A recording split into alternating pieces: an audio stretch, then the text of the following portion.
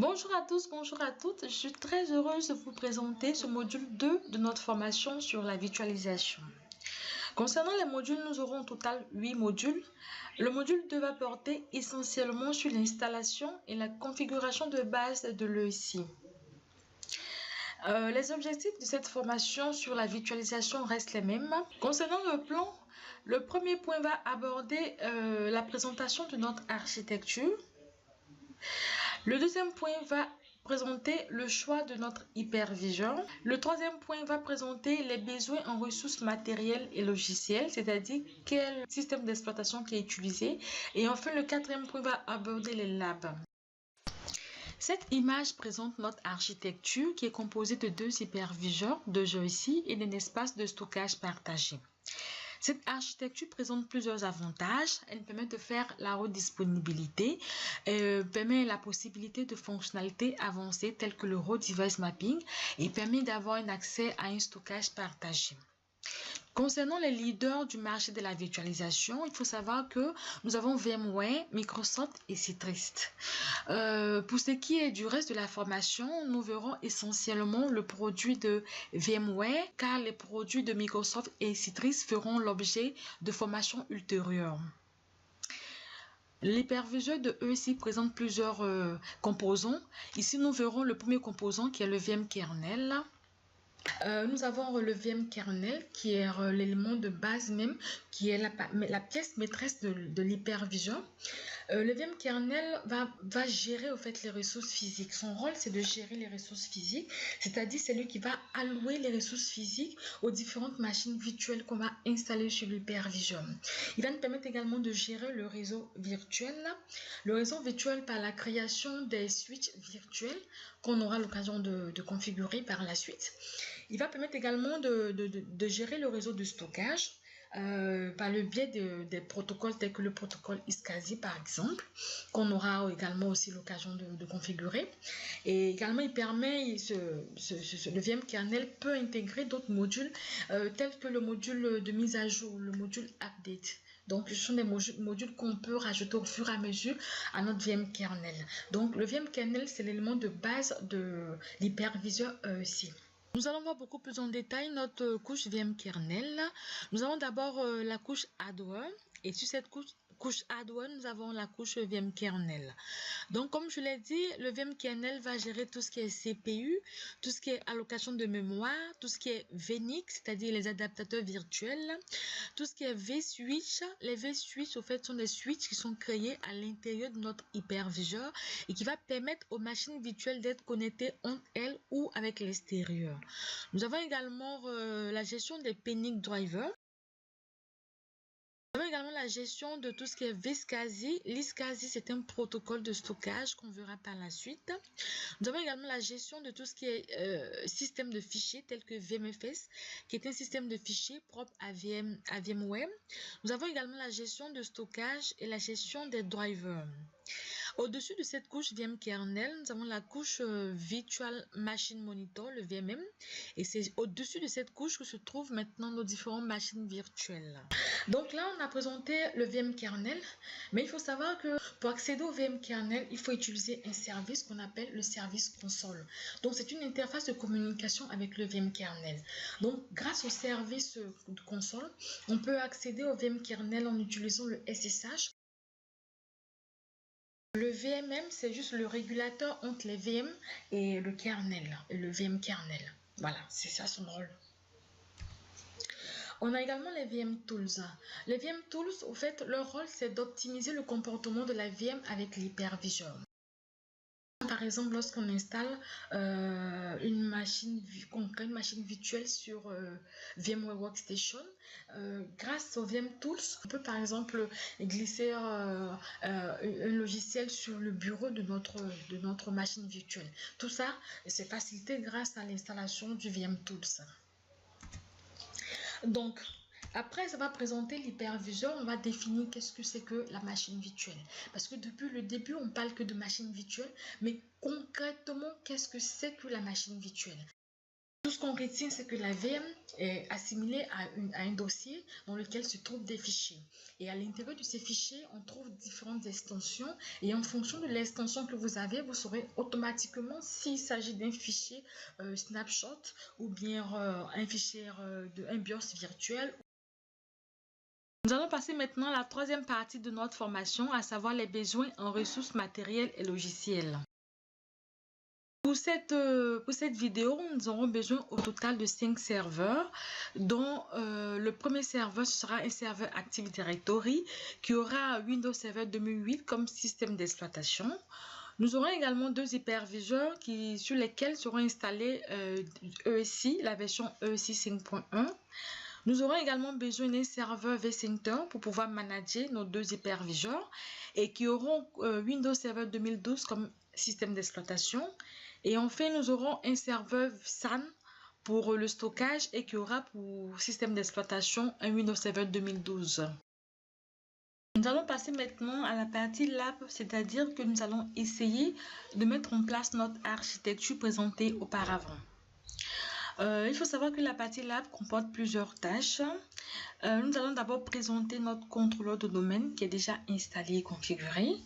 Par la suite, nous allons installer ensemble notre hyperviseur suivi des configurations de base telles que l'hostname, le networking et le suffixe DNS.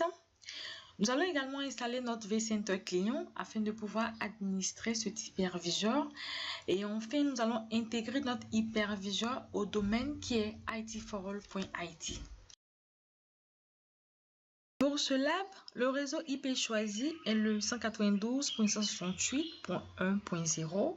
Quant au domaine, c'est itforall.it. Les propriétés de notre serveur Active Directory, l'adresse IP c'est le 1.3, le nom c'est dc.itforall.it. Et quant au VMnet, nous avons choisi le VMnet 6.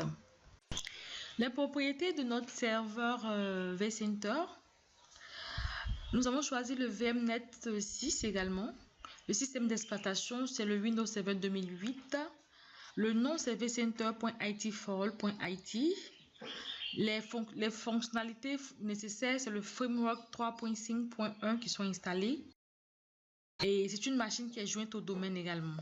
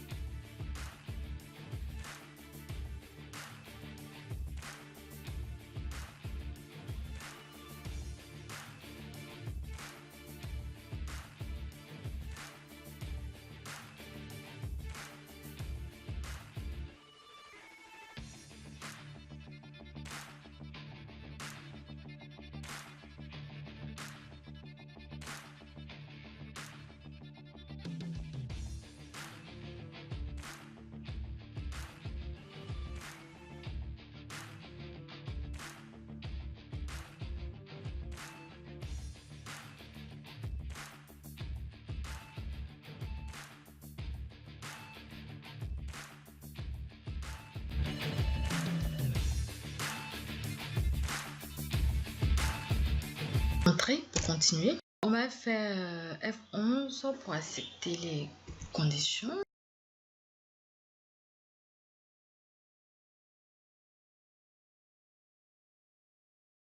Là, il a trouvé un disque, le disque dur qui est de 40 Go.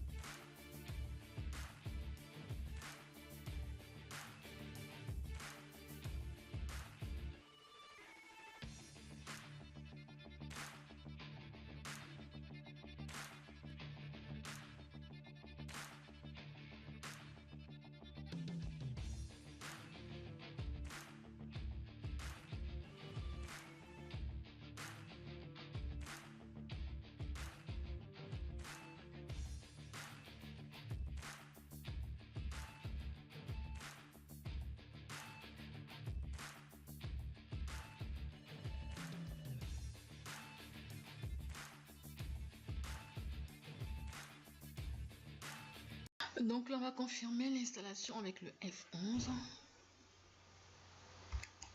Voilà.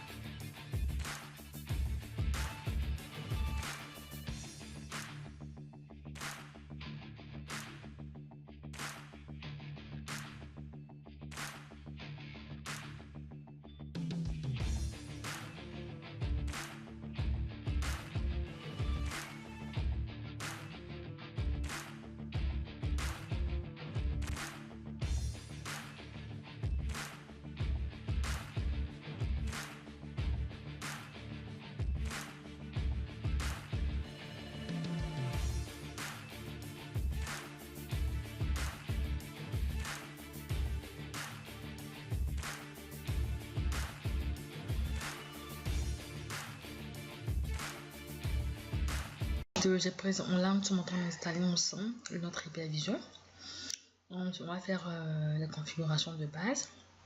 Ensuite, on va installer sur du Windows Server 2008 notre vCenter client.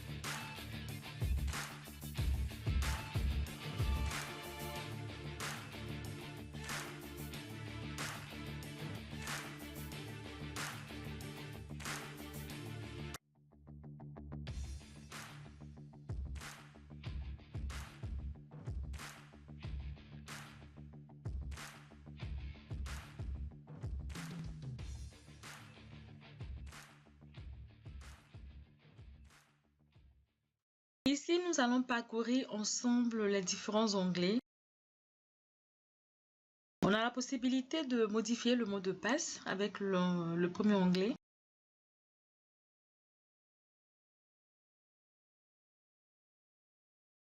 Nous avons également la possibilité de configurer tout ce qui est networking ainsi que le redémarrage du service réseau. Nous avons la possibilité également de faire des tests de ping, etc. Là, c'est la restauration de la configuration réseau.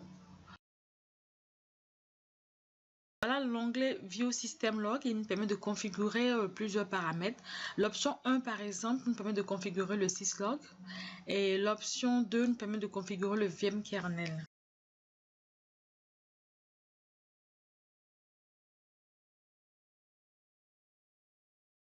Nous allons maintenant passer à la configuration réseau proprement dite. On a la possibilité de faire tout ce qui est VLAN également. Voilà. Donc là, nous allons faire rentrer l'adresse IP qui est le 192.168.1.10. Le masque de réseau, le 255.255.255.0 et ainsi que la passerelle, le 1.1. Voilà.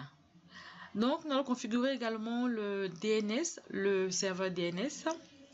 C'est le 1.3, comme on l'a vu tout à l'heure, 192.168.1.3. Là, on a uniquement qu'un seul serveur DNS. On va également modifier l'hostname en écrivant ESI1 parce qu'on en dispose deux. Et nous allons passer à la configuration du suffixe DNS itforall.it pour permettre à notre serveur de pouvoir faire la résolution de nom en adresse IP. Voilà, tout est bon. On va enregistrer la configuration normalement. Voilà, le F11 et Yes pour sortir. Nous allons passer au test pour savoir est-ce que notre hyperviseur ping est dans le même réseau que notre contrôleur de domaine.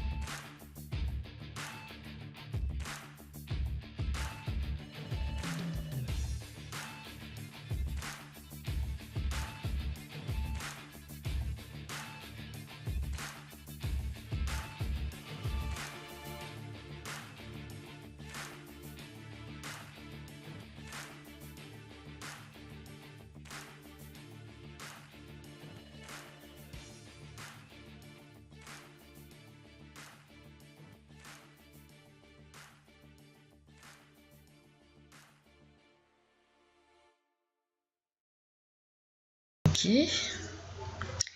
Premier test sera le premier test de la configuration TCP/IP. Je vois qu'il est bon. Donc, tout est bon sur notre carte réseau. Là, le deuxième test sera le ping sur le ping de notre contrôleur de domaine qui est également bon. Bon, au niveau du resolving, c'est pas, je sais que c'est bon. On voit bien que notre ESI arrive à pinguer correctement notre contrôleur de domaine.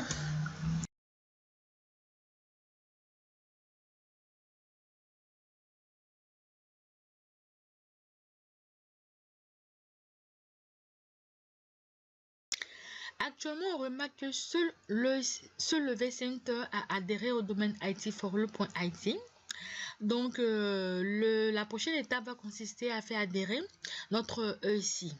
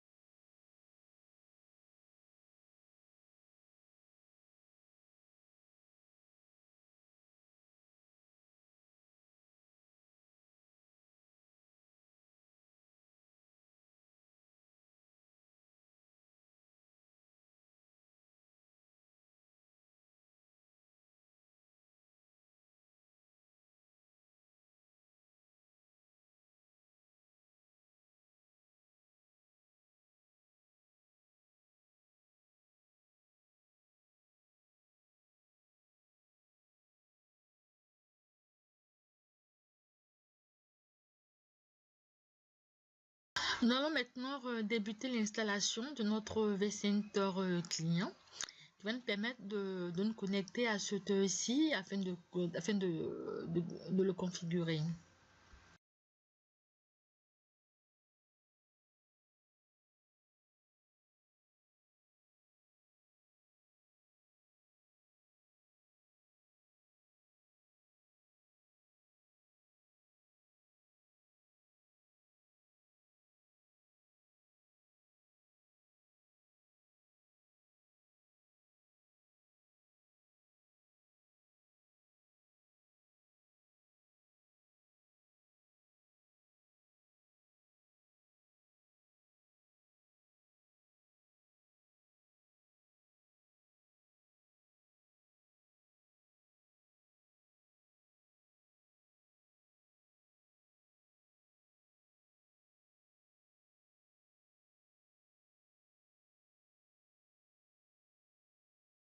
Afin de vérifier si la résolution de nom en adresse IP de notre ESI fonctionne correctement, nous allons nous connecter à n'importe nous allons utiliser n'importe quelle machine du réseau et nous connecter en utilisant le nom complet de notre ESI.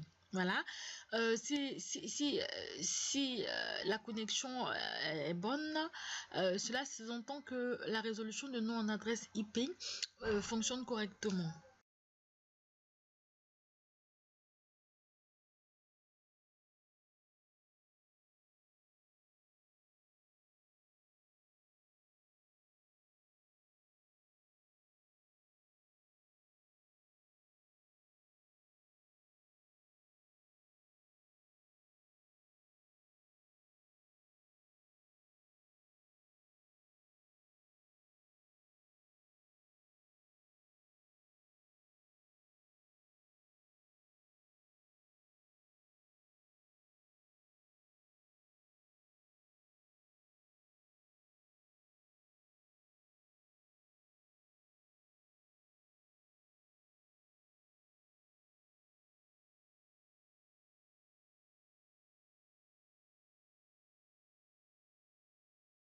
Donc ici, on voit qu'on arrive à se connecter à notre ESI à partir de son adresse IP.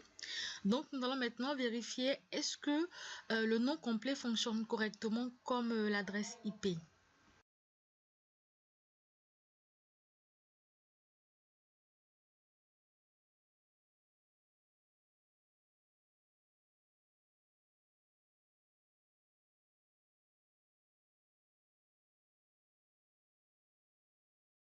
Voilà, donc l'écran actuel nous montre que la résolution de nom en adresse IP de notre EEC est bonne.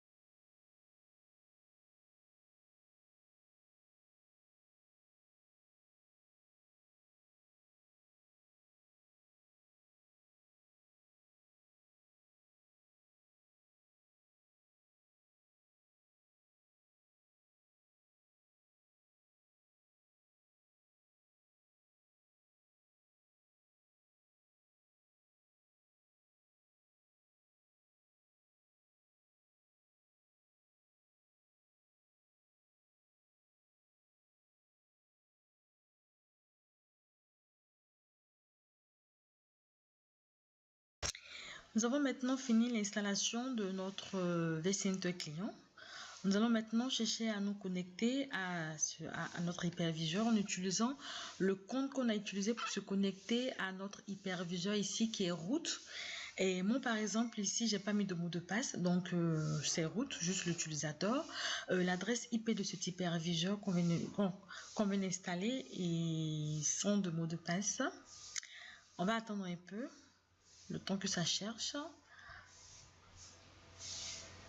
Voilà. Voilà, la connexion elle est parfaite. Nous sommes connectés à présent à notre hyperviseur par le biais de notre logiciel vCenter client. Voilà. Voilà, c'est bon.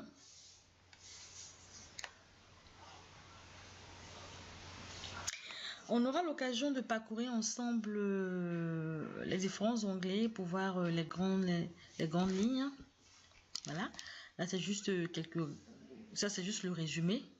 Voilà, pour avoir juste une vue sur tout ce qui est configuré sur notre hyperviseur. Ça, c'est les informations sur les différents CPU, les allocations, l'espace, etc. Ça, ce sont les statistiques. Voilà. Nous avons les différents utilisateurs qui pourront se connecter à notre hyperviseur ici. Voilà. Voilà les utilisateurs qu'on pourra utiliser pour se connecter par le biais de notre vCenter. Ça, c'est l'état de notre hyperviseur. Là, par exemple, c'est la gestion de stockage. Ça va nous permettre de rajouter. Là, c'est pour pouvoir créer les différents vSwitch afin de permettre à nos différents VM de se connecter, d'être connectés. Ça, c'est les adaptateurs. Ça, c'est les adaptateurs réseau. Les 4 réseaux, en fait, les VNIC. Là, ce sont les différentes options qu'on peut configurer, la vMotion, le RDS, etc.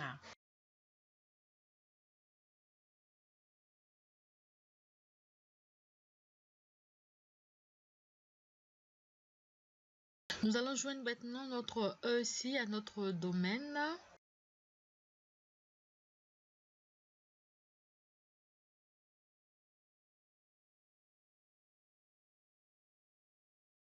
On va mettre juste notre domaine itforall.it.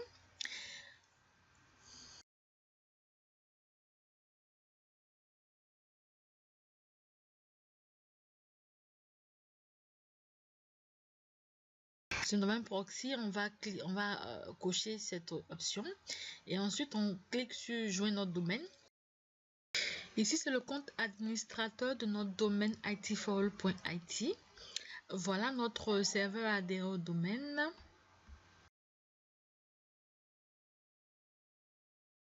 Notre EEC est adhéré au domaine. Nous allons maintenant vérifier sur notre contrôleur de domaine la présence de notre serveur EEC.